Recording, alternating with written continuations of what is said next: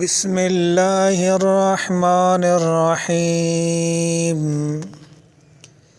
لإیلاف قریش ایلافہم رحلة الشتاء والصیف فلیعبدوا رب هذا البیت الذی اطعمهم من جوع وآمنهم من خوف صدق اللہ العلی العظیم۔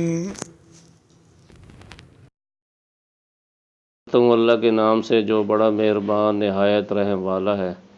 چونکہ اللہ نے قریش کو مانوس کر دیا، یعنی جاڑے اور گرمی کے تجارتی سفر سے مانوس کر دیا ہے، تو ان کو چاہیے کہ اس گھر خانہ کعبہ کے پروردگار کی عبادت کریں جس نے ان کو بھوک میں کھانے کو دیا اور خوف میں امن عطا کیا۔ سورہ قریش کے مطالب کا خلاصہ یہ ہے۔ اس کا موضوع سورہ فیل سے مناسبت رکھتا ہے۔ اس میں خالق اکبر نے قوم قریش پر اپنے بعض احسانات کا تذکرہ کر کے انہیں اپنی عبادت کی دعوت دی ہے وغیرہ وغیرہ۔ چونکہ قریش ایک تجارت پیشہ قوم تھی جس کے تجارتی قافلے سردی کے موسم میں یمن اور گرمی کے موسم میں شام و فلسطین جاتے تھے۔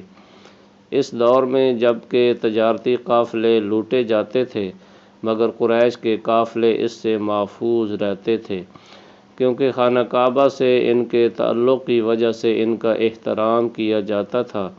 خداوند عالم قریش کو یہی احسانات یاد دلا کر اس گھر کے مالک کی عبادت کرنے کی دعوت دے رہا ہے، جس نے ابرہہ کے حملہ کو ناکام بنا کر انہیں مالی خوشحالی اور امن و امان مہیا کیا ہے۔